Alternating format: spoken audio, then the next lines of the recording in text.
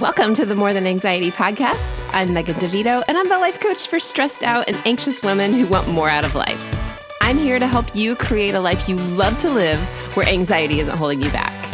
Get ready for a lighthearted approach to managing anxiety through actionable steps, a lot of truth talk, and inspiration to take action so you walk away feeling confident, calm, and ready to live. Let's get to it.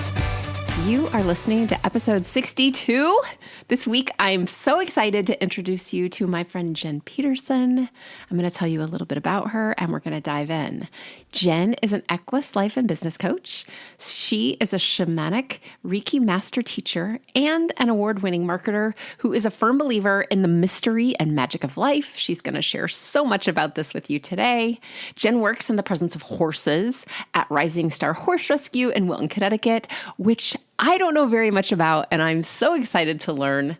And Jenn also suffered from fears for decades, experiencing panic attacks and postpartum anxiety, just like you. And after an experience in a glass elevator, when her fear of heights disappeared, she went to work to figure out how fear works in the brain. And now she helps her clients release fear without having to feel the fear. And then they just go do it anyway. Jenn helps her clients gain clarity, increase confidence, and release fear so that they can be wildly successful in their life and at their business. I am so excited to bring this to you today. I don't want to talk anymore. Let's just enjoy the episode. Okay, everybody, I promised that you were going to love this, and I cannot wait to get started. So without going on anymore, I just want to let you all meet Jenn, and let's go ahead and get started. So tell me, Jenn, it's so good to have you here. And what brought you to coaching?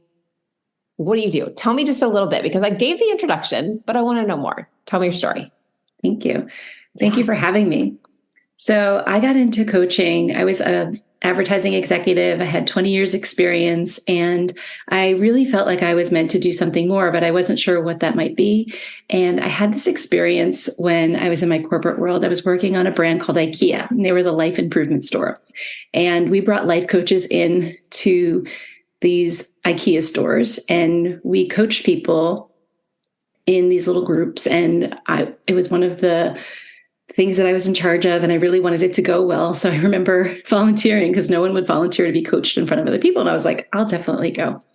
And she just used my body through muscle testing to get to what the truth was of the situation I wanted to be coached on. So I was asking, do I want to have a baby naturally, or do I want to have to adopt a baby? Because my mind was telling me there's too many children out in the world that need moms. I'm too old. I had a lot of thoughts about whether or not having a baby naturally would be the right thing for me.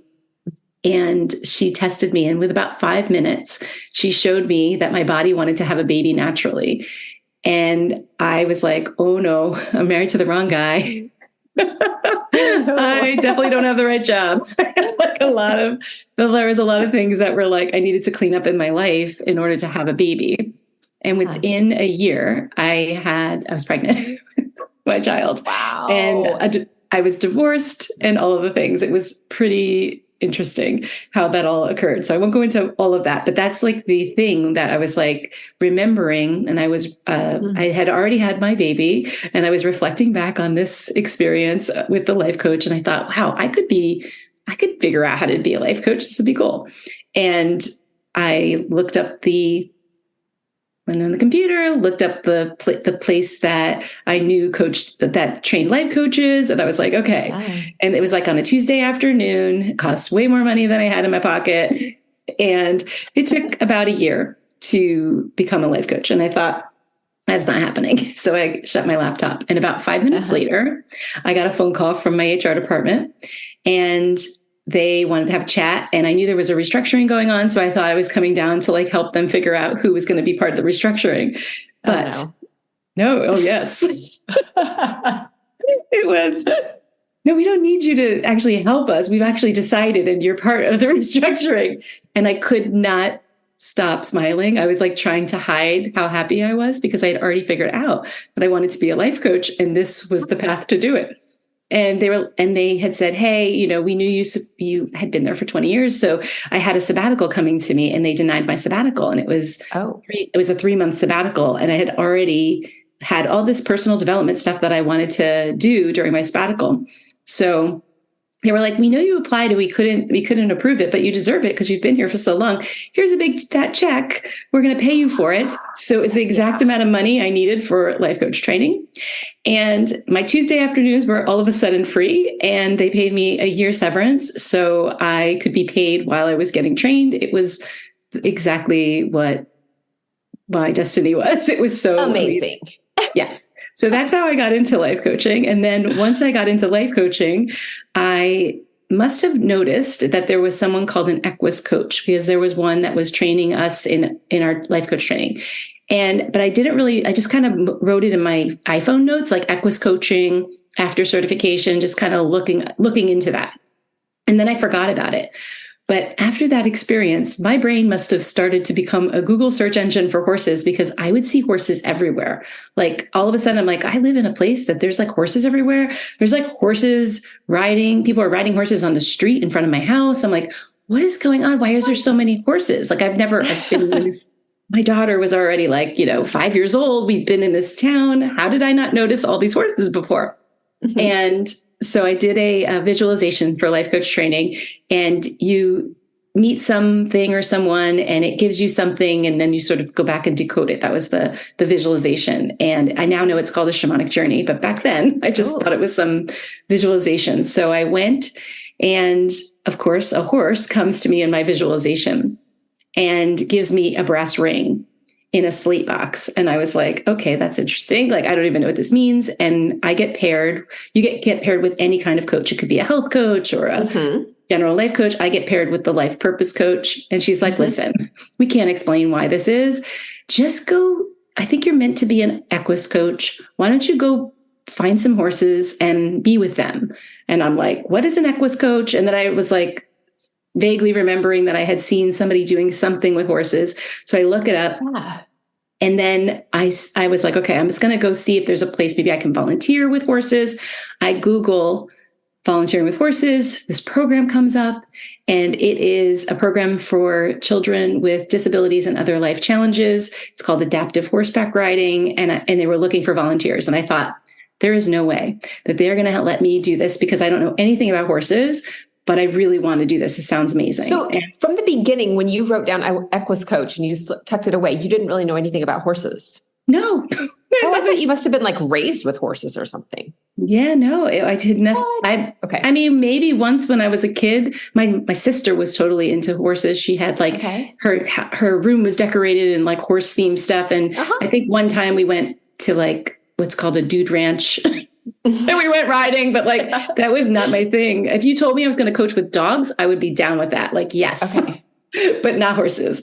And I did not know that. Yeah. So that's why it bugged me. I was like, why are there horses everywhere? I don't understand this. Really. I mean, I would open the newspaper and there would be horse stuff on it, talking about bedding and I'm like, why is this happening? This has never happened to me before. It's very frustrating. So what I found interesting was I remembered during that shamanic journey, when I had that horse come to me, she had this really interesting, distinct, now I know it's called a star and a snip, but it's on the face of the horse. It was a white, and she was it's called a bay horse, but it's a very dark colored horse with this white. So she was very stunning. And I knew she was a female. It was just so weird how I just knew these things. Yeah. And the word Oldenburg came into my shamanic journey, and I didn't know what. I just was I don't know what this is. I'm just going to let it come. And so I go and apply for this position to be a volunteer for this program. And they called me within an hour. And I thought, that is so strange. Usually you don't apply and get, and it turned out they were moving their farm from one place to another. And it's a big project. And they said, listen, we understand that you don't know anything about horses. I will teach you whatever you want to know about horses if you could just come right now this weekend and help us move our farm. And I was like, yes, I can totally do that. So I came, I helped them move everything, get everything set up, I could do that. I had those kinds of skills. I just didn't have the horse. And they made good on their bet, on their promise to me that for 6 years, they helped me, they trained me, they did everything. Like it was such a blessing to me. But what was so miraculous to me, beyond all the other miracles that were happening, was that when I got there and I started to see the program that they were doing, the kids that they were helping, they looked just like my own child. I had a little girl. She was about 4 years old when I found this program. And I was like, okay, this is so interesting. Like, why are these kids coming to this? I'd never heard about this before. My kid had just been diagnosed with an expressive and receptive language disorder, sensory processing disorder. There was like she had a lot of, you were talking about before, a lot of disorders. And we were looking for therapies and programs, things for her. She was doing speech therapy and that kind of thing, but it wasn't really helping. And they were like, you know what? You should bring her. So I signed her up for adaptive horseback riding. And within 2 years of her riding a horse once per week, we did a neuropsychological evaluation and she didn't have any expressive and receptive language disorder anymore. Amazing. Yes. So I was like, I think that journey was for me to learn about equus coaching. And I also think it was for my daughter, for her to be able to say the alphabet from A to Z in order, where before she could not. She would say like A, J, Z, B, like everything was jumbled up. And that connection between her mind and her body when she was riding the horse was happening. And so we could teach her the alphabet. She already really knew the alphabet, I think, when she was on the horse, or when she was off the horse. She just couldn't get it out of her mouth because her brain and her body weren't completely synced. And then she could say A to Z while she was riding the horse. And you do that for 2 years. And that's not just for the alphabet, obviously. Like the whole mind-body connection was healing while she was on the horse. And although my work is not riding, because I don't even know how to horseback ride, as I mentioned, I didn't have any horse experience before this. Everything we do is on the ground. And so I think it's like, I don't know, it's just such a miracle that all of this occurred. So I'll just say, when I went to my first day of this program to help them move, they had already moved the horses. So I was just helping them move all the tack and all of the other stuff that needed to happen. The first thing I do is I open the barn doors to come inside, and there's a horse staring at me. And I'm like, wow, that horse looks just like the horse from my shamanic journey. And I didn't tell anyone because I was like, no one is they're going to think I'm crazy if I say that. So I'll just keep my mouth shut. And I waited and, because I was like, all horses must look alike. What do I know? Turns out she's an Oldenburg mare, which is a specific kind of horse that I didn't know. So the word Oldenburg that was coming to me, she was female. And you didn't know that word either? No, it just came in my journey. Yes. And then what ended up happening is 3 months later, I'm getting trained on horse markings. And it turns out horse markings are like human fingerprints, and no two horses have the same markings. Even if they're twins, their markings are different. And so then I was like, okay, and I knew the people that were training me a little bit more now. So I was like, listen, I had this like meditation I was doing, and I'm pretty sure Audrey came and like invited me to come here. And they were like, of course she did, because she's a special horse. That is like, seriously, that kind of stuff. I'm like, no. That's crazy. I love it. Yeah. I think amazing. Yeah. I think it's sometimes you have like a dream and, this was just happened to be a waking dream where she just was like, yeah, you should probably come with us. Come over to my barn. We're going to hang out. Yeah. And I think the other thing that was interesting about this experience is that I was a natural at horsemanship. Like I was so good at it. Like the horses took to me, I took to the horses. And I was terrified of horses, by the way. I was afraid I would be kicked. Really? I was like, because I didn't know anything about horses. And then the Oldenburg mare I'm talking about was gigantic. She was like, wow, really big. So it was, being around really big horses and, having anxiety myself, I was like, whoa, this is going to be interesting. So I was able to release all of that and be able to work with these horses, which has been really a beautiful thing. So. And this is crazy because I've heard your story before. Like we've talked, and first of all, I just always assumed that like you grew up with horses or that you were just drawn to horses. You're like one of those little girls that's like, I want a pony for Christmas, but no, none of that. No ponies. I did not ever know that. I just assumed that this was your thing and that you'd always been around horses. And the fact that you like a word, the whole Oldenburg thing, what? I didn't know any. That is amazing. I love that. Yeah, I think, I mean, this goes into like a little more woo, but I believe that everybody has the access to be able to sort of go into meditation and be able to see what you're meant to be doing. And I think some people are just sort of resistant to that. They don't want to, it's like a little scary. They don't want to do that. And the more you practice it, like you think about your intuition, everybody has intuition.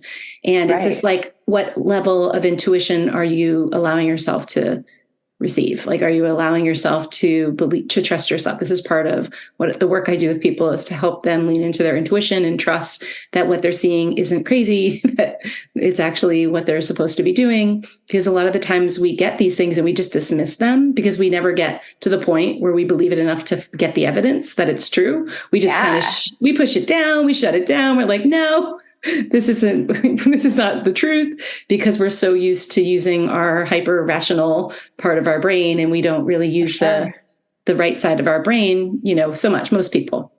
There are definitely a lot of creative people that use the right side of their brain. And where do you think all that creativity comes from? It comes from, consciousness. It's, comes through you. Yeah. And you talk to any artist and they'll say, yeah, that wasn't mine. That came from somewhere. And I think that's part of how we can lean into our own intuition, is to be able to use both of our sides of our brain. They're both very useful. Yeah, that is amazing. And I think you're right. There's something like and you and I've talked about this in the past too, like me struggling with the whole woo idea, growing up in a church and trying to find that balance there. But for sure, like whatever you want to call it, right? Like whether you want to call it the universe or God or Holy Spirit or whatever it is, there's something there. And I'm like, I don't really get it. And part of it definitely freaks me out. Like, I'm like, whoa, that's kind of crazy. So yes, I definitely want to hear more about this fear release. I want to hear, tell me about, I mentioned in the introduction, the glass elevator. Tell me your glass elevator story. I will. What is this? Like, how does this all work together? I will, but can I just say one thing about what you just said? Because I think it's really interesting. So I grew up Catholic, and I've always been very interested in spirituality and interested in all the different religions. And so I've explored a lot of them, not just like the one that I was in. And I think it's interesting because a lot of the times we're thinking everything is separate. Like we think, oh, if we believe in religion and we're like, it's, I think it's called dogma. We're like, this is, we read the Bible and we, the Holy Spirit and Jesus and all of this.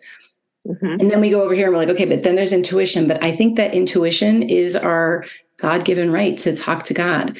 And however, it's all the same things. It's just, what does the person need in order to sort of access the intuition? And sometimes they need God. They need their belief in God. They need their belief in religion in order to have access to it. And sometimes there's people that, aren't necessarily religious, but they're spiritual and they have their own tools to do this. And I believe in the universal law of oneness, which means we're all connected. It's all the same thing. Whether you call God Adonai, or you call God, or you call him Lord, Jesus, whatever. It's all the same. Yeah, for sure. Allah, yes, it's all the same. So I just wanted to say that. And then I'd be happy to share my story.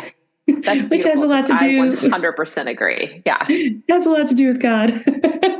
My glass elevator story. Okay. So I wanted to be a life coach, as you know, and I wanted to be a coach who walked her talk. And I thought, had this belief, which whether it was limiting or not, really served me, that I wanted to be a coach who walked her talk. Like, I didn't want to ask people to do scary things like go change a habit or go change your life or, find love or whatever it was that was going to happen for my clients if I couldn't go to the 12th floor of an elevator of a building and not have a panic attack, because I had this massive fear of heights, and it was more of a phobia, I think, than a regular old garden variety fear, where I would really, when I was in my advertising career, I would have to go to the 33rd floor of a building every day, and I would have a panic attack every time I was in the elevator. No. I was one of the lead executives of the company. So they gave me a corner office with all windows, floor to ceiling. And I was like, oh, please no. It faced the beautiful East River in New York City. And I said to them, can you just make sure that the desk faces the office door? Because I don't want to be looking at that. If I have to have this office and there's no other place you can put me, I at least want to face the door. And people thought I was crazy that I didn't want to face the river, but I was terrified. I had vertigo. I felt like I was going to fall out of the office. So you can imagine what a pleasure I was to be around when I was in that experience. A lot every day to go to work every single day, work in that environment. Yeah. Yeah. And that's so part of why I had so much anxiety was I was having my phobia, experiencing it 5 days, at least a week. And I was pushing it down as far as I possibly could. So then it would blow up in other ways. Sometimes it would blow up just because I couldn't handle the elevator anymore. For a lot of the time I worked on the 6th floor, which was great, but there was so it wasn't like 20 years on that floor, but it was a long time. I had many years on that floor and it was not pleasant. So at one point I was like, maybe I could just change jobs and there's like another building I could be in. So I tried that for a while to do that. Anyway, so it was just massive. So I thought there's no way I could be a life coach and with some sort of integrity and be able to ask people to do this. So I decided that I was going to break my fear of heights. That was like my big idea. And I was reading my mentor, her name is Dr. Martha Beck. I was reading her book. It's called the Finding Your Own North Star. And in it, she says, the only way to a place beyond fear is to do the thing you fear the most. And I shut the book and I was like, oh no, I'm going to have to go. And I knew exactly where I needed to go. I needed to go to a glass elevator that I had a panic attack in a few months earlier. I accidentally got into one when my girlfriend was like, hey, let's meet for lunch. We're going to go to 42. And I thought she meant 42 Main Street. And she actually meant a restaurant called 42 because it was on the 42nd floor of a building, floor to ceiling glass windows. And I was so embarrassed. So part of it was I didn't want to tell her that she was, that she picked this restaurant and she was already there. And I was like freaking out. And I didn't want to tell her. I had a lot of shame about that. I was like, I could do this. I'll figure it out. So I remembered that experience and how terrible I felt. I was like rushed through. First of all, I got in there. I asked if we could move the table to the center of the restaurant so I didn't have to be at the edge. And then, so we did that. And then she, of course, felt terrible. I rushed through the lunch. I kissed her goodbye quick, ran into whatever elevator opened first. Oh gosh. And it was the glass elevator and the door shut and it's express. And there was a young toddler in the thing with his mom. And I was the one screaming like a baby because I couldn't get off the elevator. And I thought, that is what I have to do. I've got to be able to get into that glass elevator. And that's how I'm going to break. That's like the scariest thing I could think of. So it took me about 3 times to get to the town because every time I would try, the flight response would kick in. I would get, panic attacks, sweaty palms, all of that. Wow. So I was like, it took me 3 days. And, each time my partner at the time was like, so how'd it go? I didn't do it. It was so embarrassing. Down. Thanks for asking. Yeah. And so I was like that behavior 3 times. But the third time, the second time I got to park my car next to the building. And then I looked at the building and I was like, this is not happening. So I would go home. But my goal was to be able to break the fear before I started life coach training. So this was the day before life coach training. And I was like, I got to get it done. So I found the glass elevator and I was standing in front of it and my body had frozen. I could not get my hand to really get myself there. And so for anyone who has ever had a childhood trauma, the reason I had my phobia was because I had a childhood trauma. I had climbed out into my roof of it was only on the 2nd floor, but I was 8 years old. Mm-hmm. And I remember my little toes cling to the edge of the roof. And I had this idea that I could shimmy down the drain pipe because I was running from someone and I didn't feel safe. So I was like, I've got to get out of here. But my body froze. So anytime I was really experiencing from that point, anytime I would be anywhere near heights, my body would freeze and I would go into that. So it was I'm mentally rehearsing this thing that happened when I was a kid. And so there I am standing there and I'm like, I can't get myself to do this. So I started praying to my mom who had passed away about a year earlier. And I said, Mom, please, I really want to be able to break my fear of heights. I got to get into this elevator. Please help me. And that's the only thing I could think to do is pray to my mom. And all of a sudden I have a tap on my shoulder and I turn around and there is a man standing there and he says, are you okay? Because I'm here talking to myself like a crazy person. And he says that to me. And I said, no, I'm not okay. And he said, what's wrong? And I said, I just gave him the brief, like, I'm trying to become a life coach and I really need to break my fear of heights because I don't feel like I could do it if I don't get on this elevator. And he looks at me and he says, you want me to go with you? And I said, yes. Like, of course you could come with me. And all of a sudden my body stopped with like that freeze motion. It just completely released. And he pressed the elevator button. We both walk in and it felt like did you ever see the movie, The Willy Wonka and the Chocolate Factory at the end of the movie? Yeah. And he's coming. Yeah, he comes out of the glass elevator, but it's like, not the poof part, the part where he's like kind of floating around and singing that song. That's what it felt like, not the Tower of Terror that I thought was going to happen when I got into the elevator. Yeah. And all I could see, like, so I'm in a city, so I should see like concrete and buildings, but really I'm looking at the trees that are like beyond those buildings. There's a river. I'm seeing all this beauty. I'm appreciating the fact that there's this guy who asked to help me. He's a stranger. Like, why is he doing this? I was praying to my mom, so I was in love. And so I realized like something different has happened right now that's never happened before. And we get to the top and he's like, what do you want to do now? And I should have said, let's go to lunch. But instead, I don't know. Buy you lunch for that. Yeah. Exactly. But I was like, I guess we were going to go back down. And so we went back down and the same thing. And it just so interesting. So when we got to the bottom of the elevator, I asked him, I was like, what made you stop and ask me for help? I was like, so grateful, but like, why did you do that? He's like, I was coming out of the bathroom and something told me that you needed my help. So I just asked. And I thought, oh, my mom told him, like, whispered go help my daughter. And it was just so synchronicity happening there that he happened to be there at the time. This is New York, not necessarily the people that are going out of their way. I love New York, but we're not the people who are like speaking to strangers necessarily. Like, you're not from Indiana. No, we're not. And I'm from Pennsylvania originally. So, I could expect that behavior from Pennsylvanians, but not necessarily. Yeah. It's just not the norm that's going to happen. So that's why I was like, this is a little out of the ordinary for someone to just like come and, it's one thing if like I was in distress and like, falling down, probably someone might come in New York City. Yeah, we would hope so. Yeah. Anyway, but yeah, it's so interesting how, that experience was so different than what I was like anticipating it was going to be this like terrible experience. And so after that, I went to work with like, why did that happen? What was going on in my brain? So I started to study the brain. I got very interested because once I had broke that big fear, all the other fears just kind of started to disappear.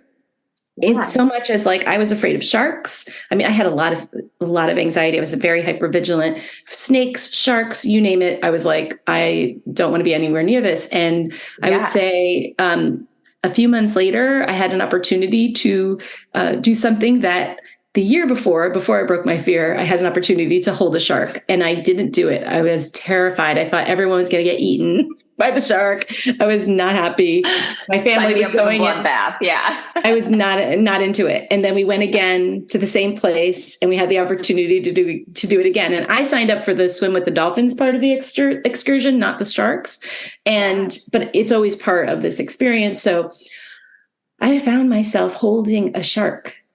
And I was like, what in the world? How in the world can I do this? And I still hadn't figured, like, I didn't have like the formula sort of figured out yet, but I had the general sense of like what needed to happen in order for me to release the fear and be able to do this and hold the shark without me like being, without me having a panic attack. Because sharks, I don't know if you've ever met them, but they're pretty scary. Yeah, they get teeth and kind of irrational. Yeah.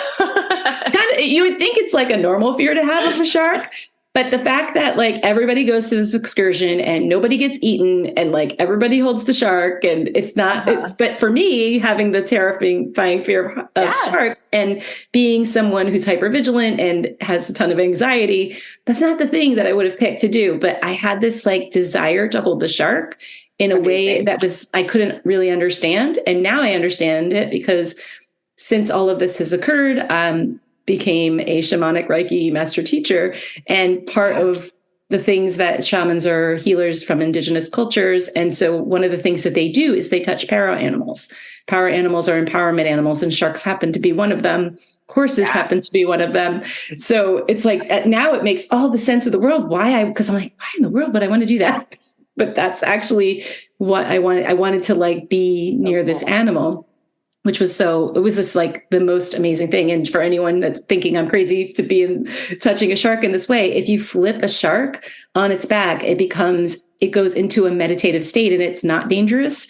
And these particular sharks that we were holding we were not holding great whites. We were holding like very sharks or something. Yeah. I can't remember. I think they're called lemon sharks, but they're not the shark it's not a tiger shark or a bull shark. Nothing. I'm not going to go do that. But this one seemed like it could be a really amazing experience, and no sharks were harmed in this experience. It was so cool. I'm very into keeping animals safe, and it was it was so beautiful. And I think the idea of the law of oneness and that we are one with all of these creatures, even ones that make us terrified, are just teachers for us to get through whatever we're going through. So I don't know if that's helpful. It was a little long of a story, but no, I love that story because I haven't heard that story. And I think the shark thing is very cool. Like that's one thing. If you put me in a room and said, would you like to touch the snake or the shark? I'd be like, put me in the pit. I'm like, I will jump in with the shark. Yeah, over the snake. Touch a garter snake. Oh, good Lord. No, I can't even think about it. Like there are days where I'm like, I don't think the grass looks friendly today. I'm not going to go in my backyard. Put me out there. Like I love concrete. Yeah. And I've been, I mean, we could have a whole other podcast on snakes because they've been teaching me lessons my entire life. And they've been teaching me the lesson about the true fear versus the false fear, which is part of what I help people understand is like, which one of these is the thing that's actually dangerous and which one of these is the thing that is just a story I'm telling myself. So if like for you, it's like the story you're telling yourself is that this grass is not safe because there could be a snake there. But really, if you were walking through the grass and there was perhaps a rat, not even a gardener snake because they're not dangerous, just a rattlesnake as an example is one that I have come in contact with. Oh my God. Yeah. Nope. Yeah. So I'll just tell you that I was in the woods. I was 16 years old when I had my first snake encounter, and I was riding what's called an ATV. I don't know if you're familiar with those like 4-wheel things. And we were just going out to like jump out and like walk around the woods. And when I jumped off mine, I almost jumped like this close onto the head of a rattlesnake.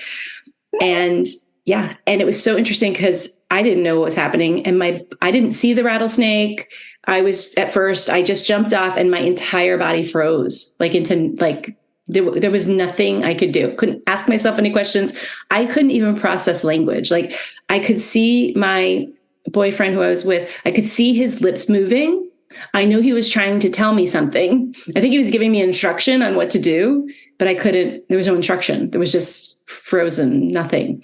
And the snake just stood there doesn't stand, laid there in its strike position and just watched me as my body froze. I know. It's like make my spine crawl. But hear me out. There's a reason for me sharing this to you. Yeah. My body was so wise. It had a choice to fight, flight, or freeze, or fawn, or all the things, right? All the choices that the body could have done. It's so intelligent. It knew to freeze in that moment. I did not see it consciously. I didn't know it was there. I didn't hear anybody say snake, nothing. It was like, as soon as that happened, your body gets about 11.2 million bits of information per second from all your felt senses. So maybe there was like a corner of my eye that might've seen the snake.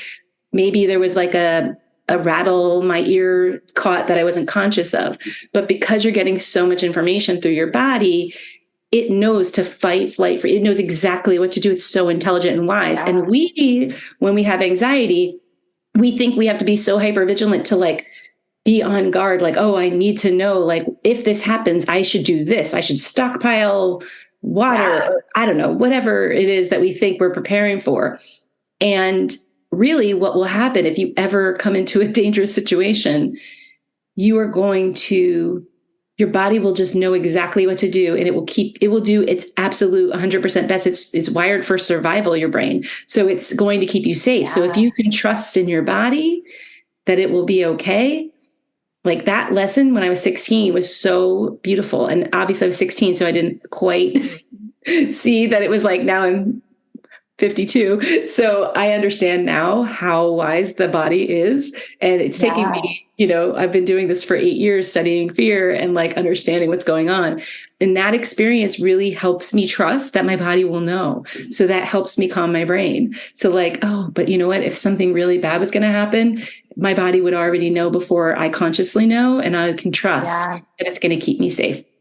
So versus like, someone's holding a snake and maybe it's a boa constrictor or something that doesn't bite, that it's like a whole different, that's like the false fear. It's like, oh, it could do something bad to me, right? Oh, it could do this, but it's really not going to do something bad to you. If it's, I'm not saying that, you should trust every snake or anything like that. I'm just saying that there's things that you can do to be able to trust when a situation is going to be, the reason, like there's like that useful fear, the one that's going to save your life versus the one that's like holding you back from having an experience that maybe you really wanted. So for me, I don't recommend anyone hold a shark, but if it's something that you just are fascinated, I was fascinated with sharks. Like I was the one that was always watching Shark Week. Like was so into it from like the television screen, but like the idea of being able to hold a shark was so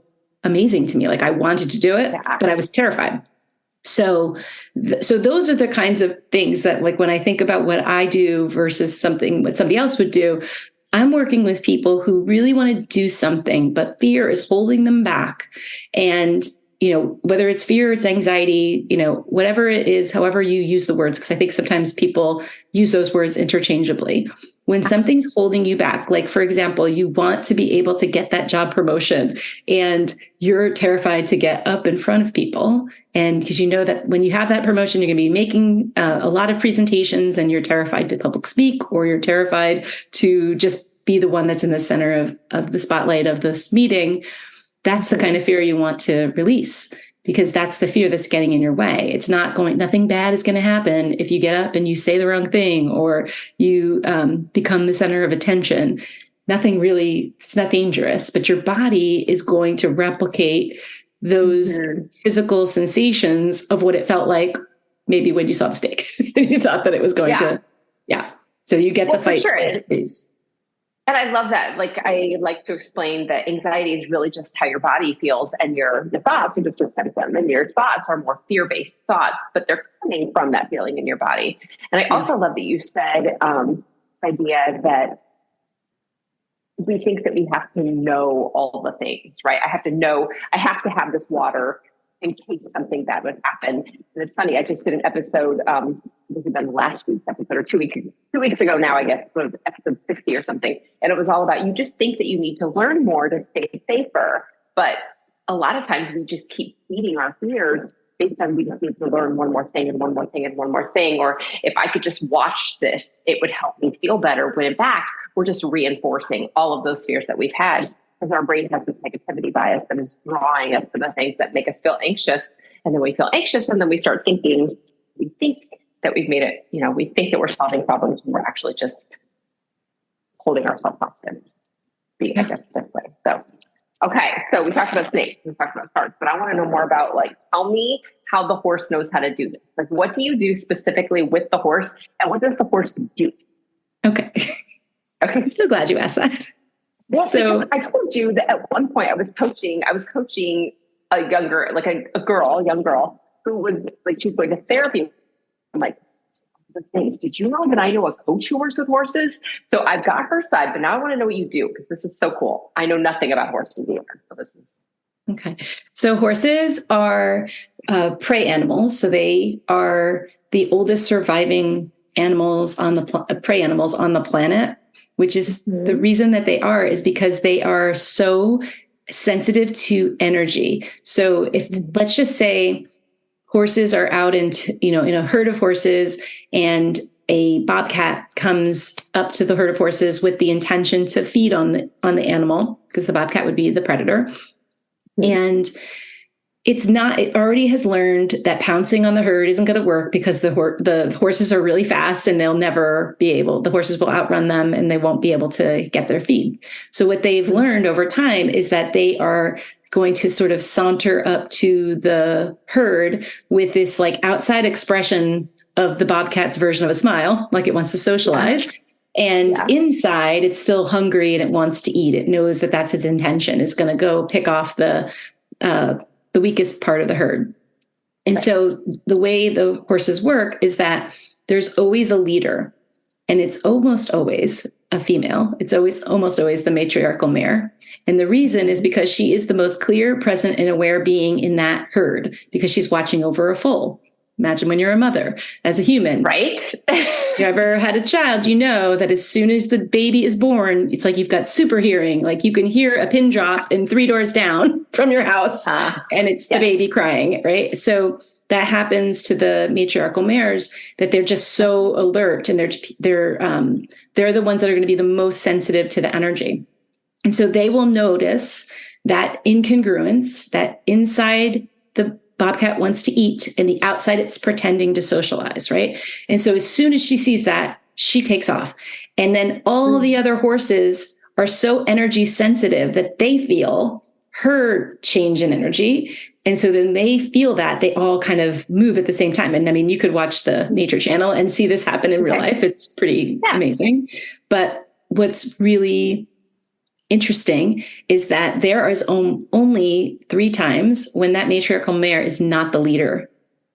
It's when she's mating, when she's sick, or when she's giving birth. So those 3 times she's not going to be the leader in the herd. But when that bobcat comes and those 3 things are happening, the horse that is the most present, the most aware, and the most knows what's going on, the most clear, when they become the leader, they know they're the leader, and every single horse around them knows they're the leader, and they know they're the ones that are watching, and they know when the bobcat comes, they sense it, they run, and everyone follows. It's like happens in an instant, which I think is so beautiful. And if we think about companies, can you imagine if that's how companies operated, that the leader is the one who's the most clear, aware, and present?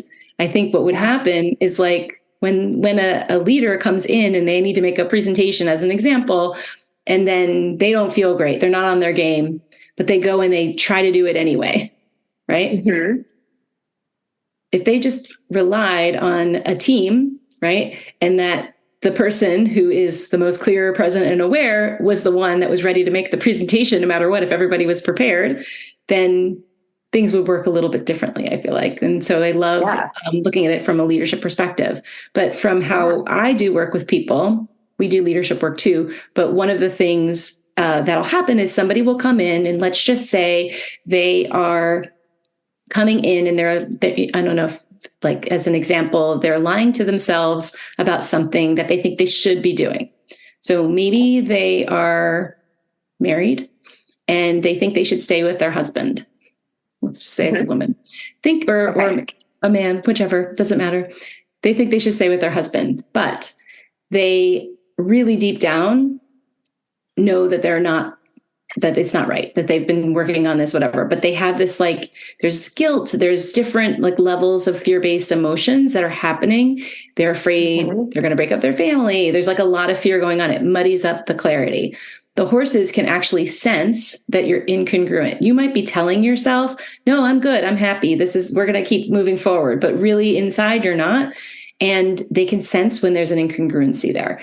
And they can tell what's going on in your subconscious mind and how that energy is different than what you're thinking consciously. And I think that's probably, it illuminates things for you that you weren't really, sometimes you're like, wait a minute, I don't know if for me, if I had gone with that inside intention that I should adopt a baby, but inside I really wanted to have a child, but I wasn't aware of it.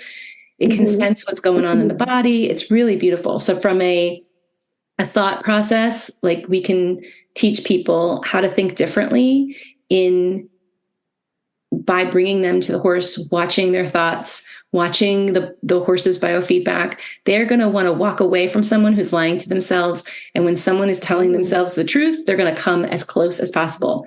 And what I love is sometimes I coach artists, and when I coach, whether they're, in the healing arts or they're in the actual, painters or any of those kinds of artists, the horses will go to their hands, which I think is so beautiful because that's where the art comes from for the most part. And then for other people, they'll put their heads to their hearts. Like, it's a really wonderful, beautiful thing. And to be supported by an animal like that, especially if you love animals, it's a really beautiful thing. And then the flip side is when you start to see that the horses are staying away from you and they're not coming close to you, it's because you're in that, I've got to empty it out. And what happens in our sessions is that, I work with people over the course of 6 months, and we come together every week. And, the best we can, we work with the horses. Depends on if someone's working with me virtually, then, we can work all the time. But if they're coming physically to the paddock, it's usually once a week. Yeah. We're doing what I call fear whack-a-mole. So it's like you have a big fear that you want to do. So maybe you want to be working on your fear of public speaking. If you come right away and start talking about your fear of public speaking, but you are an avoider, that's the fear-based behavior that happens when we don't want to face our fears.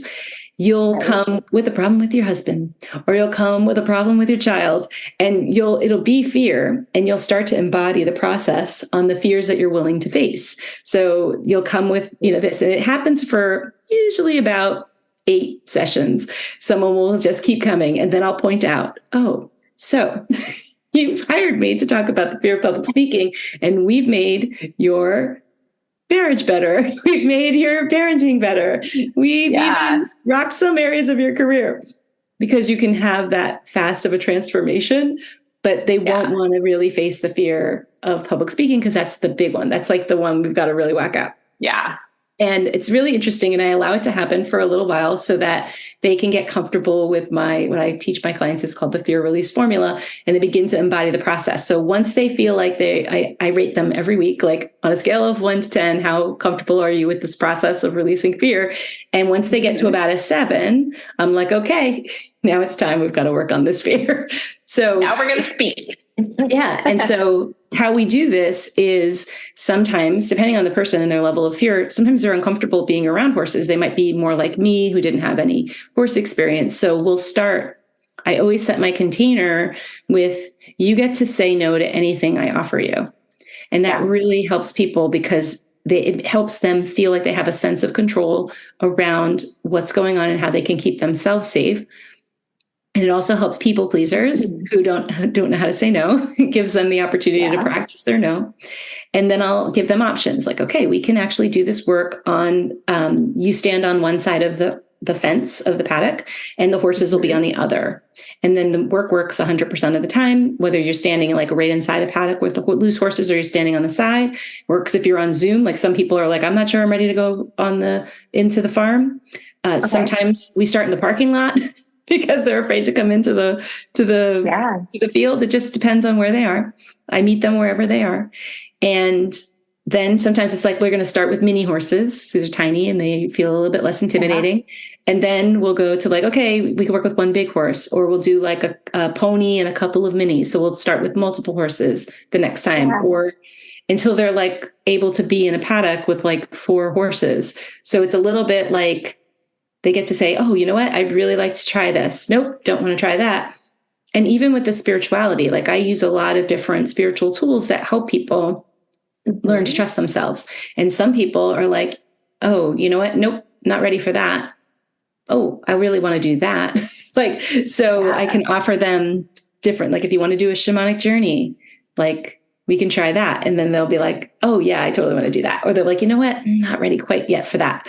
Or you know what? Sometimes they never want to do that. And that's okay. I just meet my clients where they are. And I like to say, I have a thought that really works for me. I'm in creative response to whatever is present. And that means I used to, before, when I first started doing this work, I'd be like, okay, I need to know what horse I'm working with, what paddock I'm going to be in. It was I needed to have all of that container for me to feel good. Be able to coach. And now I can show up. I have 42 horses, And it doesn't matter. I'm like, okay, so who's available today? So we have these 3 horses, and I'll let my clients use their intuition to be able to pick which horse would you like to work with today? And I don't have to worry, oh, it's going to be in the ring, or it's going to be in this paddock down here, or it's going to be in the barn in a stall. Like, it doesn't matter. The work works 100% of the time. And the more I trust that, the more I see that, and which is really wonderful. Is that helpful to? That is so cool. Yeah. So the horse can tell when they're lying to themselves. And then the horse says, okay, well, you can tell because you said the horse fades away if there's incongruencies. And then it's closer if they're onto them. So when they're in this place with incongruencies, then are you like, where does it go from there? Like the horse is saying that something's not here. So tell me what you do with that. So I'm using coaching questions to help them illuminate what is happening in the situation. Yeah. So because it's different than, I know some people use, they do therapy with horses. So I'm not necessarily working backwards and like going into your childhood unless you bring it up. I mean, we can totally deal with that. But usually I'm like, okay, you have this goal that's over here, and what's the gap between where you are right now and where you want to be? And I just coach around those things. And sometimes they don't want to address the actual fear, but it doesn't actually matter to learn the formula, which is a 4-step easy formula to do, but being able to embody it is why we practice it for all this time, and being able to use it on something that is scary for you. It takes time for you to be able to want to do it. So that's why I was saying we do fear whack-a-mole, and we do the smaller fears, learn the process, and then we're able to apply it more easily. And once they do that, it's like amazing. Like I have a coach that I'm working with, and she is a very, we call it world-renowned ballerina. And she has, and it's interesting because like she's got such success in her career. And then she wants to do something new, which is coach ballerinas so that they don't have the experience that she has, which is a beautiful, beautiful mission. And it's scary because she's had so much trauma in her life. Like, think about how it is to grow up in that industry where they're not very kind to women. They have a lot of thoughts about their bodies. The ballerinas have thoughts about their bodies, but so do the people judging them. And so there's a lot of trauma that happens. And so to be able to put herself in this position brings up a lot of fear. And whenever, so she was doing fear whack-a-mole for a while. And it's like, oh, the husband, oh, this, oh, that. And then we finally got to like, okay, we've got to get you putting your work into the world. And there's very big ballet companies that she's partnered with. And so it's like being able to reach out to those companies and be able to like put her services out has been really wonderful. And so then she was finally able to do that, and she's able to do the marketing now, where before she was like, I'm not quite ready for that yet. Let's talk about something else. Because the avoider comes in. Yeah, that's so cool. I love that. And you said the horses can tell. You said you've actually coached people with horses via Zoom. Yes. Oh, that's the fun. Wow. So then we really lean into the magic. So when I was talking about the universal law of oneness and that you're one with everything around you, you're not just this. I mean, I think we have egos and we think we're just like this human that's not really connected, but there is science to say that all of our molecules are all connected. And there's also in the Native American traditions, they believe that horses are very connected to human beings, and they're at that level of intelligence. And if you've ever, I know you don't have horse experience. I've only had it for the last 8 years, but if there's anybody who's listening who has experience with horses, they kind of know that they know. Like they're the most wonderful teachers for personal development that I've ever experienced, because even when you're trying to ride a horse or be anywhere, just allowing a horse, they're 1,000 pounds, 1,200 pounds, 1,500 pound animals. And they're allowing humans to be able to like be with them. And I don't use any tack in my work. So I'm not using like a crop or a whip. Like a lot of times there's a lot of people who are working with horses. They feel they need to have these things because they're like, I have to keep the horse in line and he's bigger than me, or whatever the thought process is. And I believe that is, great if that's how you want to do it, but that's not how I would do it, because I want the horse to come to me or be with me or follow me because I'm in a congruent energy. Because when you are believing that things will work out for you, and that and there's no incongruency going on, and you have this goal and you want to achieve it, and you can get to that place, the horse will follow you wherever you want to go with no tack. You don't need a lead line. You don't need anything. They just really are attracted to energy of a leader. And when you get into that energy, they're going to want to follow you. It's really beautiful. Yeah. And like that's why a lot of times I'm coaching people through confidence, because once they get into, they don't even know sometimes what confidence feels like. Like they see it in other people. They don't exactly know what it feels like if you're working towards becoming more confident. And so you'll be able to know what it feels like when that horse is following you wherever you're going. I've had, when I first started, I was like, okay, I didn't know anything about horses, but I could coach people who know about horses. So I started coaching hunter jumpers. I was surrounded by them in my barn. And so what was so fun is that I was taking people who were getting like 5th and 6th in their hunter jumper competitions, and I got them to first place. And the reason was because, and it was like, that was like the reason they hired me. But really what was happening is that they wanted the number 1 blue ribbon, whatever. But what they were getting was like a completely different relationship with their horse, because imagine when you're not needing to force the horse or control the horse or whatever, when you're just actually taking care of your own confidence, your own mind and body, then the horse is going to be more cooperative with you. It's really, I've coached people who were training horses, and like horses that were they were polo ponies and race horses, and they were trying to make them therapy horses. That's not an easy experience. And when they would do it, they would get thrown off the horse. And I'm like, okay, let's talk about what you're thinking when you're riding the horse. And a lot of the times they're thinking, this is a bad horse, it keeps throwing me. And when you do that, it's incongruent. It's not what you truly believe about a horse. You love horses. So when you're thinking one thing and your inside intention is that you love horses, but you're thinking this is a terrible horse, you're going to get thrown. Or sometimes there's people, I always say my top theory about why new riders get thrown is because they're trying to be brave on the outside, feeling the fear and do it anyway. And the horses don't want anything to do with that, which is why I always say, I can help you not feel the fear and do it anyway. I can help you release the fear first and then go do the thing. So that's the difference, I think, from, being able to like deal with someone who has a lot of anxiety, or someone who is trying to do something and anxiety is getting in the way. It's like you can sort of get to the fear-based behavior that you're doing, which is like trying to press, what do they call it? Like hold on tight and force like yourself to do that. Yes, that. Yeah.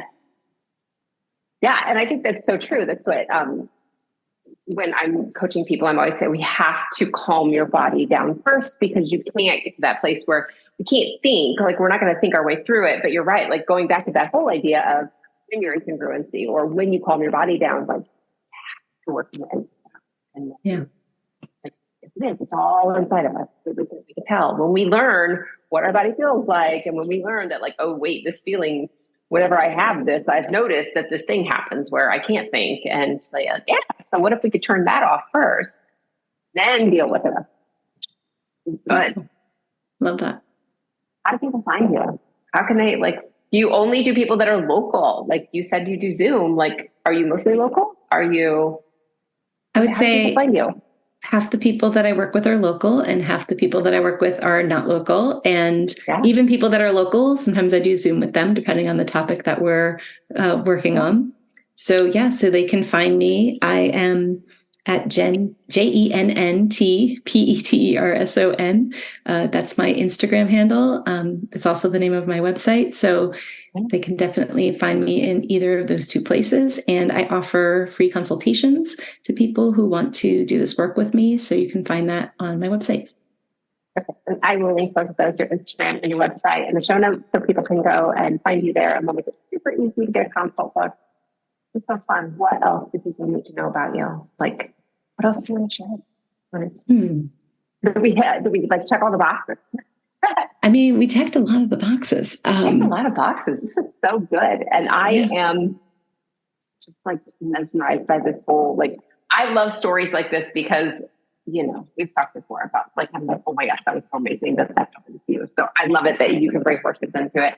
And I learned so much. Thank you. You're welcome. I'm so glad that we did this. Thank you. Thank you so much. It was really great to talk with you and have you come back and talk.